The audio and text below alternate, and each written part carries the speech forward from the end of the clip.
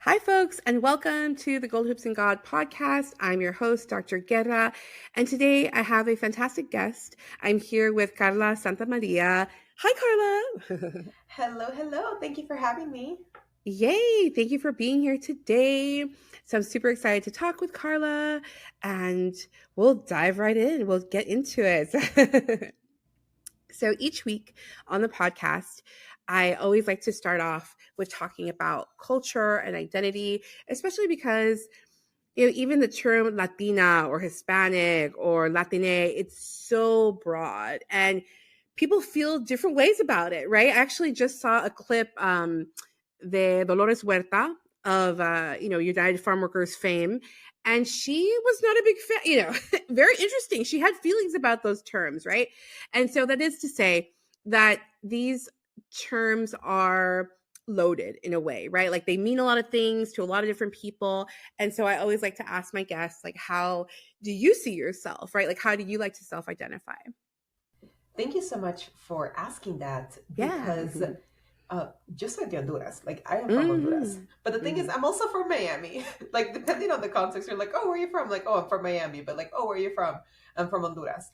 Right. And even I actually started including my bio. It's like Carla Santamaria is a Miami-raised, Honduran-born, like yada yada yada, like all of that. And thinking about what you said about Latinidad, when I moved to the United States, I think this term was given to me, and I don't know if I ever really, that's not true. I did question it. I was going to say, I don't know if I ever really questioned it, but I think I definitely did. I definitely started questioning it maybe right before the pandemic, or at some point, maybe like I finished graduate school in 2019, about a year before the pandemic. Oh yeah. So like I remember being in COVID and like really leaning into being like Centroamericana, and like connecting with like other Centroamericanas. So I guess I did question it, but I moved to the US when I was 8. Like it was a month shy of my 9th birthday. Wow. So I was a kid. Yeah. And then when I moved to the US, they told me I was Latina and Hispanic and or Latino. And I was like, okay, great. Like I didn't really question it until 20 years later. And I was like, wait, hold on. I'm Hondureña. I am from Miami. I'm a Miami girl. I'm also Latina. So Honduran American, Centroamericana. I love it. Yeah. So I similarly, right? So I grew up in Los Angeles, like the heart of LA, Koreatown, shout out K-Town.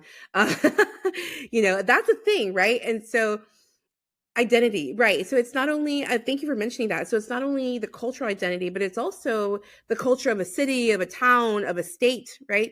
So there's that piece. And I'm also Central American. I'm Guatemalan on my mom's side and Ecuadorian on my dad's side. So I always like to say, like, I'm from the Americas, right? North, Central, and South.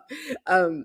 But that's super cool. I love it. So, it's so fascinating. So you grew up, well, as a little girl, you were in Honduras. Yes, absolutely. Amazing. I was, born in Honduras. Wow. Do you still remember a little bit of like certain things? Like, what city were you, if you don't mind sharing, what city did you grow up in? Yeah, of course. So I grew up in San Pedro, which is not the capital, but I was almost going to say that. And I was like, yeah, which is the capital. It's like the economic capital, I would say. Because it's very close to Cortés, which is the biggest port in Central America. So thank you so much for asking me. Nobody ever asked me details about Honduras. So I can... Really? Yeah. No, man. That's so crazy. That's so crazy. I, again, like you were saying, like as I've gotten older, I've gotten like I have to admit, way more passionate about like Central American identity specifically, because everything gets kind of like lumped in with other identities. I will say I still feel like Mexican American, Puerto Rican, and Cuban are such, and I love my people. They're very strong identities, right? Very strong. And so when you're not part of those groups, for example, I've noticed this with Central Americans, we kind of get like sort of left out, and I've seen this shift, or rather an intentional embracing, I'll say that, an intentional embracing by a lot of different folks to highlight Central American identity, Salvadoran identity, Honduran, Guatemalan, Costa Rican, right, etc. So it's good. I think it's good, and it's important. agree with you. It's important to point it out because it makes a difference. Yes, it absolutely does. I mean, and to answer your original question, yes, I remember being a kid in Honduras. A lot of my memories, though, like when I again, I realized in the last few years, Hmm. maybe 10 years ago, that when I talk about Honduras, I have to like remindful. So I'm like, listen, I moved to the US when I was 8. Okay, so you're getting the Yeah, perspective of a child, of a a little very kid. young Yeah, child. Yeah. yeah, So totally. as I talk about that, and I've had the opportunity to go back a couple of times. Mm, But yeah, definitely, like I'm also very much leaning into like my Central American identity, and even like hmm. what you talked about, like some identities are bigger. In Miami, the Yeah, dominant culture is Cuban culture. all the way, Yeah, totally. and there was like so Hmm. many words that are different, so many Hmm. phrases that are different. And Yeah. then when I first left Miami, like when I spent time in DC, when I spent time in Utah, and Hmm. everybody was like asking, oh my God, when I lived in Utah, my white roommate's mom happened to be like visiting or something, and I was cooking, and she Uh-oh. leaned over the stove and was like, Uh-oh. is that what they make in Mexico? And then I kind of just looked at her and said, I don't know, I'm not from Mexico. Like it was just Good for so. you. Thank It's you. it's classic though, right? Like it's a classic like scenario that people, alas, people are so ignorant, for really, for lack of a better word, like they just don't know. They're just unawares. And it's so true. Yeah, exactly. Isn't it amazing? Travel. I always am telling people travel, as much, just get out of your comfort zone, see something else, visit other places, learn about other people. Um yeah, it's so true. Like I really appreciate you sharing that experience of being in Utah. Very interesting. Yeah. Oh man. Oh my goodness. Yeah, that's so fascinating. Let's see. So yeah, so Central America, and I love that you're kind of like embracing that knowledge of being Honduran. And you mentioned, have you gone back to visit and stuff like over the years? Yes. So while we were in the process of becoming US citizens, we Hmm. didn't visit. Uh, Mm. I think the first time I went back to visit Honduras was actually in 2016. Oh My wow. flight was the maybe like the day after the election. It Oh was my gosh. devastating. I was like crying on this airplane, crying in Oh. like my cousin's truck when they picked us up, and then I was like at a game, and La Selección Nacional was playing, and I was like waving Hmm. a Honduran flag, and I'm like, man, these people would have Mm. never known that I was like sobbing about the US election. So yeah, so Yeah. I got the opportunity to Wow. go back. I've been back maybe like 2 or 3 times, definitely not as often as I would have liked. Yeah. But yes, I have, and it's so beautiful, and it really Yeah. shows me. It's just like, huh? Had my parents made a couple of different choices, what would my life have looked like? Yeah, I think about that all the time.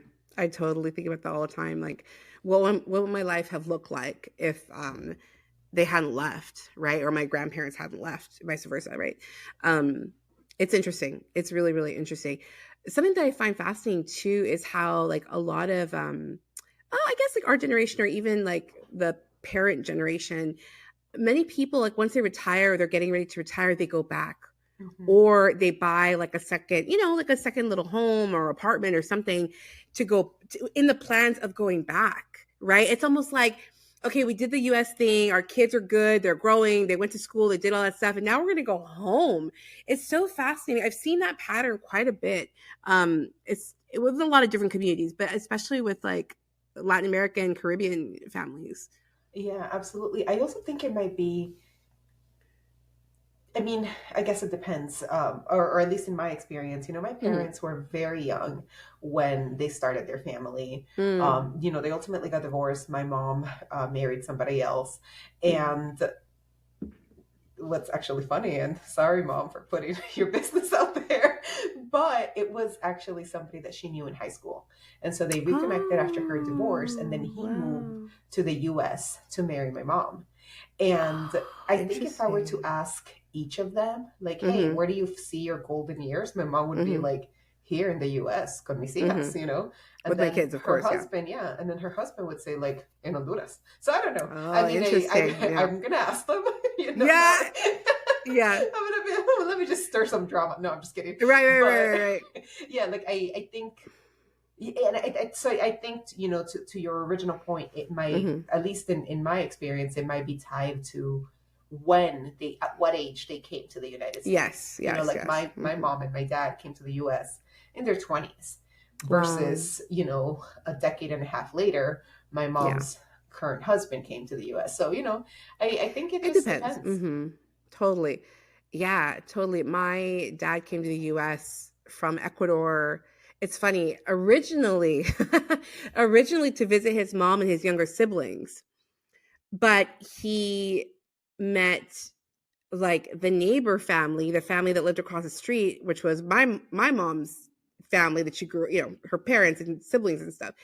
And they liked each other, they fell in love. And so my dad never really, I think he might have gone back once to just to like, figure everything out.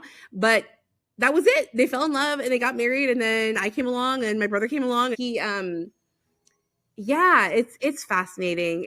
My grandfather, so my dad's father, he visited the US and he's like hated it. He's like, nada que ver. He was like, no, thank you. He was so upset, and this is spilling the tea too. He was so upset with how, in his mind, how Americanized my aunts were. They're going out, they're wearing these short skirts. Oh no, like this is catastrophe, right? And so he's like, yo me regreso a mi país. He's like, goodbye. I have my businesses in Ecuador. I'm leaving. And it's crazy. Like, anyway, that's it. I'm so fascinated by the journey, right? The story, like people's stories, migration stories, like love lost, relocating, reconnecting. I find all of that so amazing. Because human beings are fascinating. Like Oh, yes. our choices, right? Like our choices and our rationales and things like that. It's so interesting. It's true. I think that family connection, wanting to be, especially like wanting to be near the grandchildren, right? If there's grandchildren involved, then it's like, oh, I want to be close by and things like that. So that's very cool. All right. So along with culture, I always like to touch upon the topic of like religion, spirituality, because again, like Latinas, we have so many different practices, right? Some are religious, some are more spiritual, some are into curanderismo and like healing and, sweat lodges and all these different things. And so I'm curious, Carla, if you don't mind sharing a little bit of like, yeah, like how you see, the spiritual world, or if you practice any particular like religious tradition. Sure thing. Yeah. So I was actually raised Mormon. Mm, So I grew up Latter-day Saints. I grew up mhm, telling people it's not a cult. I grew up thinking I was going to marry a returned missionary in the temple. Uh, and then mhm. I left Mormonism. I actually had a really, I mean, it was two things. It was like a slow burn. Wow. And as I was kind of going through my own process of realizing that that belief system was so oppressive, Mm, um, but being scared to leave. right. Then I had like the situation that kind of was the catalyst, and Mhm, and I'll mhm. share about that in a second. But Yeah. so yeah, so I grew up with like the Mormon LDS faith belief Mhm, system. The missionaries came to mhm, Honduras, and my mom had mhm. actually, that's actually how her and her husband knew each other. They had gone to seminary together in high school. Wow. Wow. But then, so my mom got baptized when she was in high school, and then she stopped going. She Oh. married my dad, like, but then at some point when I was a kid, the missionaries found her, and then we Wow. started going to church. So I very Interesting. much like was Mormon in Honduras, and then I was Mormon in Miami when I moved to the Mm. United States. And all throughout college, like that was all of my upbringing. And I even considered, Really? yeah, like going through a Mormon mission. I definitely believed that we were God's chosen people and that only the Mormons were going to heaven. Oh my gosh. Sometimes I look back at like my friends or my family, and especially my sister. I have three sisters. I was sharing earlier. The Mhm, sister who is right after me in birth mhm. order, she left the Mormon church when she was 18. She was like, Oh. "Peace out, y'all," and I Mhm. was like super Oh, that's judgy. interesting. Yes, I was Oh, like because super that even judgy. within like your siblings, there was like a different, right? Like a different feeling towards it all. Wow, Oh interesting. yeah, no, Hmm. 100%. And Wow. so I just think back to, I mean, there was a lot of things about Mormonism, but like really like sometimes like the way that I put the church before my family, before my Oh, sisters, interesting. Oh, like wow. that's one of the things that like causes me the most pain. And then sometimes, with my girlfriends that we met in college, I was Mormon, and then they teased me, and I was like, all right, I'm sorry. Like, thank you for still being my friend when I was like insufferable. Oh, oh my gosh. Yeah. So the belief system, Mm-hmm. and again, like, I think it was actually around maybe 2015. Mm. So yeah, so you know what? It was Wow, interesting. ¿cómo se llama? I hate talking about the convicted felon that is now the president, but when he Mm. initially had his uh, campaign launch, or when he announced his campaign, the first thing that he Mm-hmm. did was say like Mexicans are rapists, Mm-hmm. and They're not to sending their best. Yeah. right, Absolutely. Yeah. yeah. Absolutely. And the thing is, It was wild. Yeah. It was. and I just couldn't believe it. And at that moment is Mm-hmm. when I started realizing how much internalized, like how much the Mormon church was built on racism. And like Ooh. it was 100%. And even though like at some point I, like Yeah. earlier, and I was just like, are these missionaries going to other countries and like preaching the Mormon faith instead of like telling them that their indigenous practices are bad? So I was kind Mm-hmm. of already like thinking Mm-hmm. like, are Mormon missionaries like cultural imperialists? So I was kind of already having those thoughts. Mm-hmm. But I always like the doctrine, like the quote unquote official doctrine of the Mormon church is like, we believe in the Father, the Son, and the Holy Ghost. Like Mm-hmm. we believe that men are going to be like like the families are forever, that men have to, Mm-hmm. like all men, and even that I didn't even notice that it says all men, not men and women, not everyone, just men are going Right. to go to heaven and responsible for their own actions, believing in free will, like Mm-hmm. these really beautiful things that I held on to. And I Sure. always Yeah. say, like, I left Mormonism for the same reason that I stayed Mormon. It's because Mm. the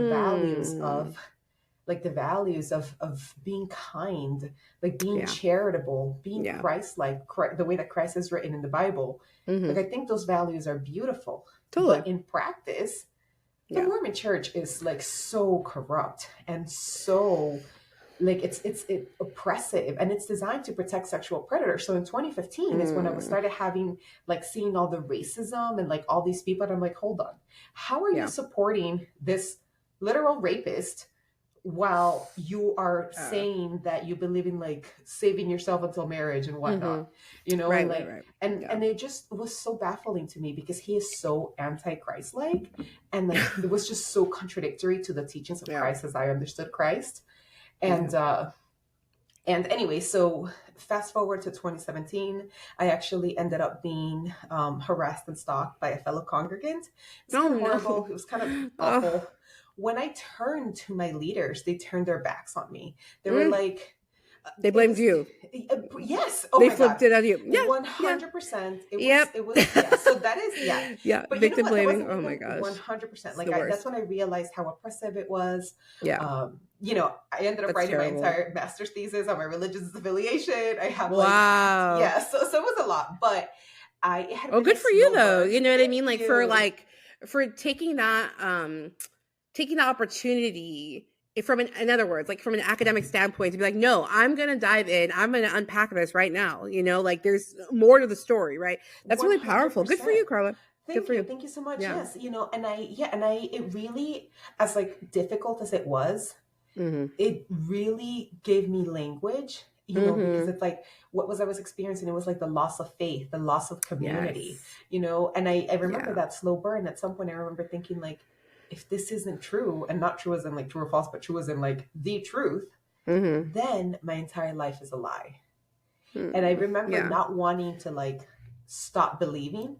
And even like Yeah. if like even when I think about the moment that I finally realized that I'm out, it was like Mm-hmm. 8 or 9 months after this like incident of Process. stalking and Yeah. harassment. Yeah. And I remember I just saw something about, because ultimately Mormons believe in polygamy, and I was there thinking like, this can't be true. And again, true is in the truth. And then Mm-hmm. I remember thinking like, if this is not the truth, then none of it is. And I just felt so much Mm. peace. And Wow. I remember the moment that I decided to leave Mormonism, like it was I remember like where I was standing, And I had this thought because Mormonism teaches you that God knows your heart and your soul. And I Mm-hmm. remember thinking, if God really does know my heart and my soul, Mm-hmm. then he is going to know why I had to leave this organization. Yes. Yeah. Yeah. And that was, I want to say, That's 2018. absolutely. Yeah, Yeah, thank absolutely. you. Yeah, Yeah. it was 2018, and it was, Wow. yeah, definitely like very challenging. And then Mm-hmm. so I'm gonna I pause can there imagine. because then I have to go through like my own journey of I, healing from that, and Yeah. then eventually reconnecting to a Mm-hmm. higher power. That's amazing. Wow. Thank you so much for sharing that. Yeah, it's like I don't think people realize like how traumatic these things can be, right? So for example, I'm thinking of people who are Jehovah's Witness or ex-Jehovah's Witness, things like that. Like you really do get cut off. Like I don't think people understand that. Like when you step away or you kind of like publicly make it known that you're not really going to be in anymore, it's a problem. Like people actually, you're right. Like people do actually lose their community, their family members, like friends. Like it's icy, like it can be really brutal. And I don't think people understand that because it's like, oh, just don't go anymore. Just leave. No, no, no. It's way more complicated than that. And yeah, I really appreciate you sharing everything that you shared. And that's the thing, right? I think that that's something that's so, for me, like so disheartening is the way in which, like, for lack of a better word, like organized religion really takes off in this whole direction that makes things very difficult for women, for people who are queer, for it's just, in other words, like a lot of the foundations, unfortunately, are so patriarchal, are so misogynistic and hierarchical right, quote unquote, in organized religion, that it's very hard to sift through that. It's really hard to like kind of sift out the, like you were saying, like the truth, like there are, and that's the thing, right? And similarly, I've had to kind of reconcile myself with being Catholic. Like I was, baptized Catholic. I did my confirmation, everything like that. I did my PhD in systematic theology. For folks who don't know me very well or personally, yeah, my degree is in systematic theology. I spent the majority of my higher education thinking about God. Like it's the study of God, literally, right? And so trying to reconcile like all the things that, alas, the Catholic Church has done in history, also known as colonization throughout the Americas, like it's really tough. Um, and so that is to say, I really appreciate you sharing that journey and the challenges that come in trying to basically make sense of it all, right? Make sense of like, okay, what have I been taught? What do I believe? Who is God for me, right? Like, how do I understand God or my relationship with a higher power? And that too, actually, that too, even the word God, right? The word God is so loaded.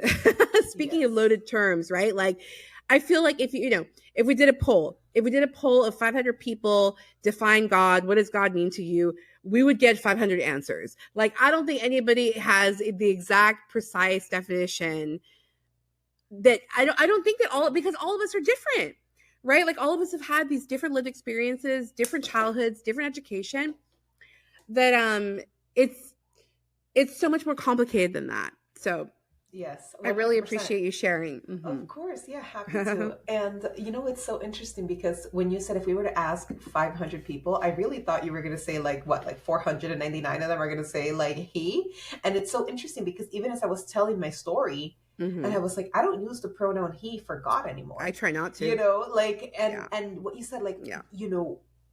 who am I outside of religion? Like Mm-hmm. who am I? Mm-hmm. What do I believe in? There were Mm-hmm. some things that were so hard for me. For Mm-hmm. years, I couldn't Mm-hmm. journal.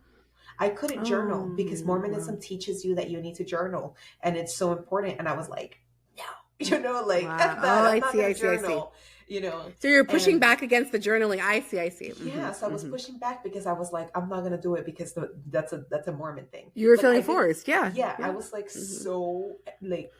so against anything and everything Mormon. That you Um, were told about before, like you were taught yes, to do before. Yeah. right. Yeah. And then, like eventually again through like my own process and like healing Yeah. journey, and I'm like, I can journal. Like It's okay. it's Yeah. not Mormon. Yeah. Do it Even your a own broken way. clock. Yes. Yes, do it your Yes. own way. How like approach it how you want to approach it. It doesn't have to be like, the way that they were teaching you. That's Yeah, yeah, but yeah. the indoctrination runs deep. It's intense. Like I Yeah. actually, as we're recording this, it's April. Mhm. Maybe last week I woke up and I looked at the time on my phone and it said, like Sunday, April 6th. And I said to my fiance, oh, it's Mormon Jesus's birthday.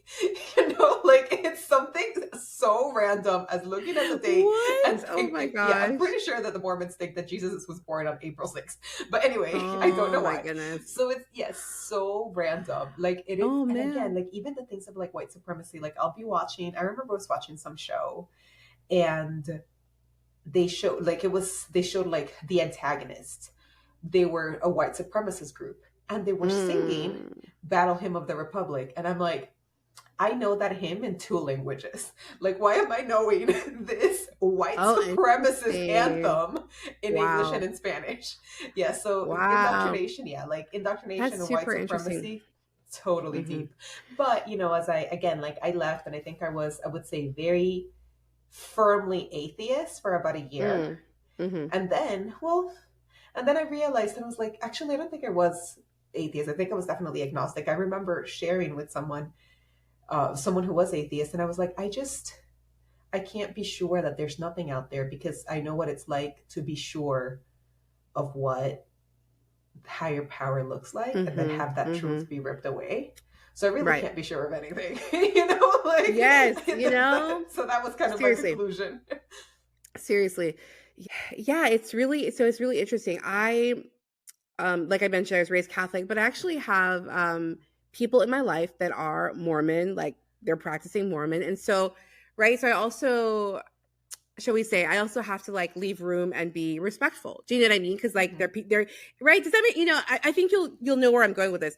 It's like they're people that I respect and that I'm close to, and they practice, right? And their faith is very important to them, and they attend, church and things like that. So it's fascinating. It's fascinating though. It's really interesting. Yeah. Oh man, religion. Religion's so Yes, intense. 100%. And I do, and I understand that. Like I Yeah. definitely leave room for that as well. I mean, I have Hmm. three sisters. My older Your sister is family. very Yeah. much, yeah, like a practicing Latter-day Saint, Oh wow. and we just don't talk about it. And Yeah. I again, I know what it's like to have my religious organization be very important to me, Yes. and so like I can understand that, and I Yeah. can like have my views about the Mormon Church as an oppressive organization, and Mm. not hold those same views towards the people who are being kind to their neighbors, towards the Right. people who are just like trying to be like their understanding of Christ.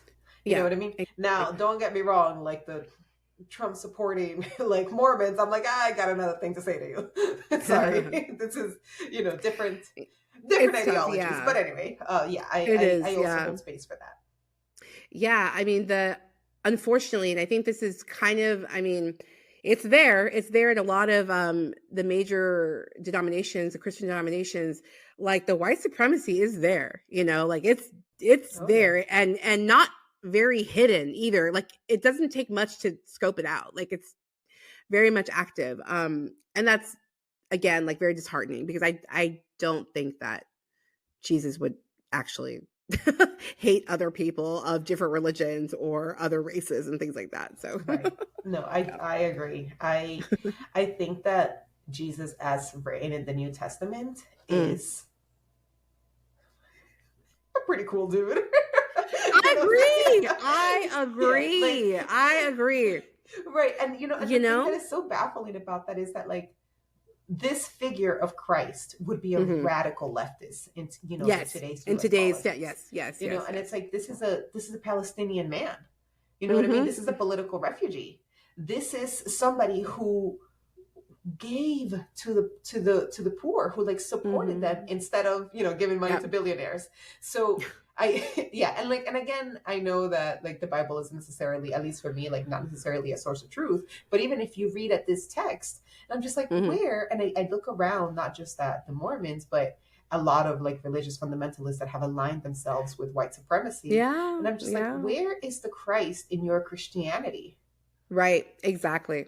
Exactly. Ooh, that's deep. It's so true though. I feel the same way. I'm like, are we reading the same thing? I'm like, I'm just like, did you get a different copy than I did? Because I'm not seeing it. Like I don't understand. It's true. Like, and especially when I'm teaching, I remind my students all the time. I'm like, look, it was about feeding the poor, clothing the naked, visiting those imprisoned, like those were actions that was called like taking care of one another, not just prayer is important, don't get me wrong, but there also is a sense of justice, social responsibility, community, something, so I agree with you.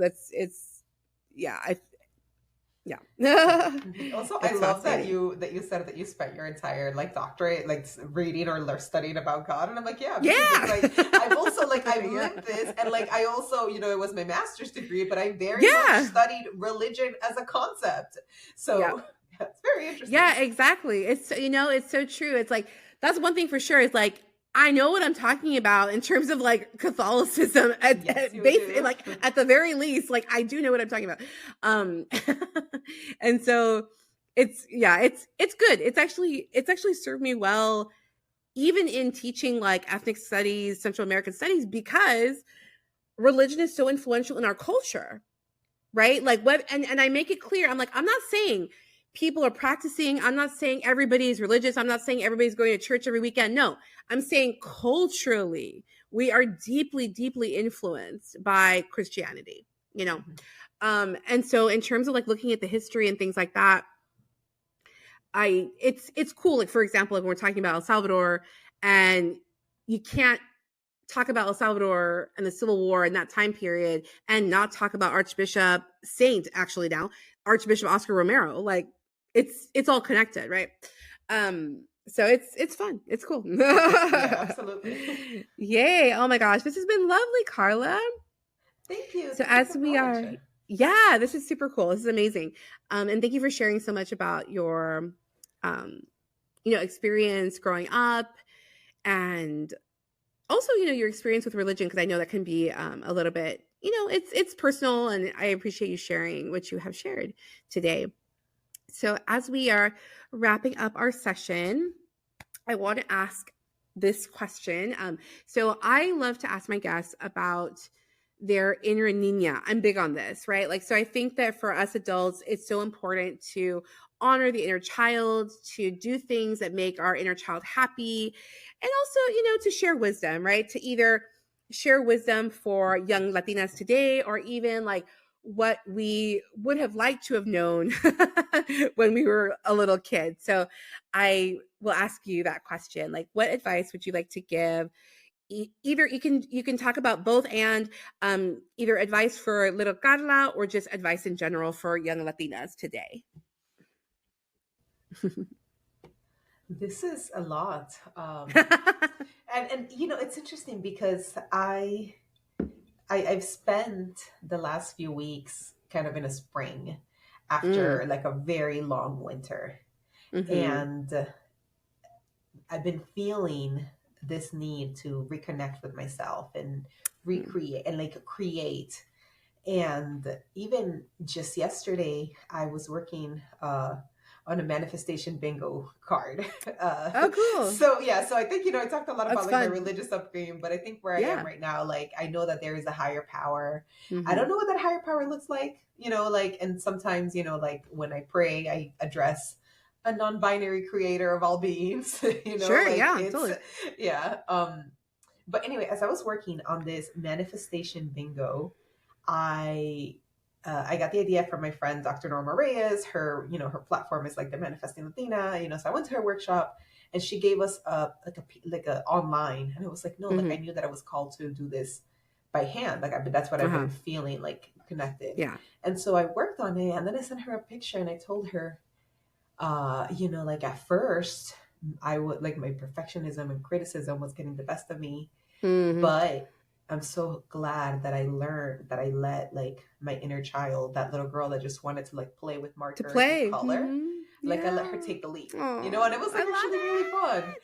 And That's so even beautiful. like, yeah, thank you. And like even just yesterday, which is why when you're asking this question right now, and I'm like, yeah, like literally Mm. just yesterday, I felt like I was tapping into my inner child.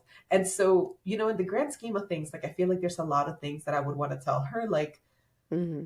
it's not your fault your parents got divorced.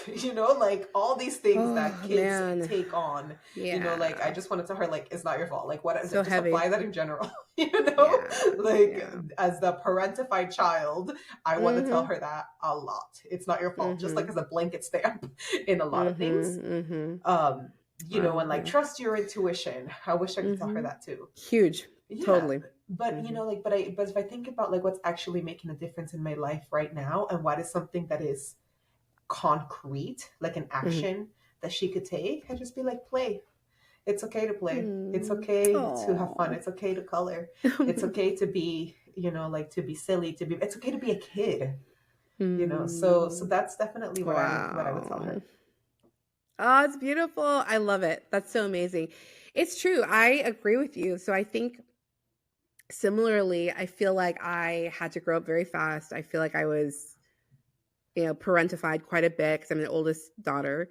And I think that part of my own like healing journey, etc., has been like to reconnect with my inner child. Like I buy Hello Kitty stuff all the time. I don't even care. I'm like, whatever. I'm 42. I don't care. I love Hello Kitty. Or even silly things like, a candy. I'm like, I randomly want like a Kit Kat or something. I'm gonna buy the Kit Kat.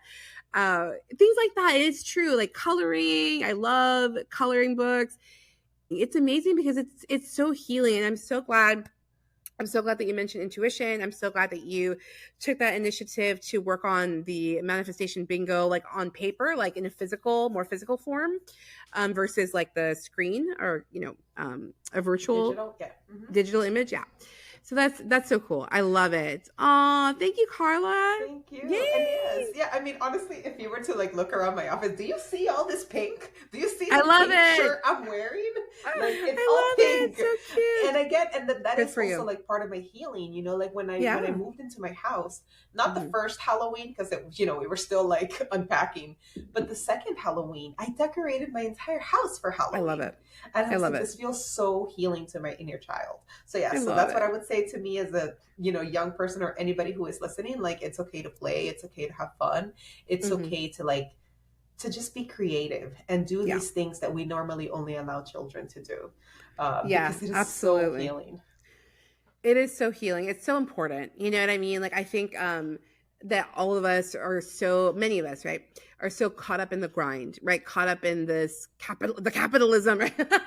In the work week, the capitalism, all of it. We're stressed. We're right. Like most I feel like most adults in the US are stressed, depressed, exhausted, that's so sad. Like we cannot we cannot keep up like this. Like we cannot continue like this. And it's interesting. I think in little ways, like people have their meltdown. Do you know what I mean? I think that like actually, and dare I say, the pandemic forced us to stop. It forced us full stop to slow down. And it was, I'm not saying it wasn't hard, and I'm not trying to be disrespectful for the loss, but I think that experience forced everyone to take stock of their life, to do like almost like a life review, like, what am I spending my time doing? What am I spending my weekends doing? What am I chasing? Right. In different ways. And so, you know, Yeah. it's amazing. I'm really happy that you shared that. Carla, you're awesome. Thank you Thank so much. you. This was a lovely, lovely conversation. Folks, I hope that you enjoyed this conversation with myself and with Carla Santamaria. Don't forget that the Gold Hoops and God podcast is available every Wednesday, everywhere that you listen to your podcasts, including Spotify, Apple Podcasts, and iHeart. And the video of the interview is available on YouTube. I post those videos Wednesdays at 1:11 Pacific time. So you can find those on YouTube too. Thank you so much, Carla. Thank you so much for having Yay! me. Bye. Thank you.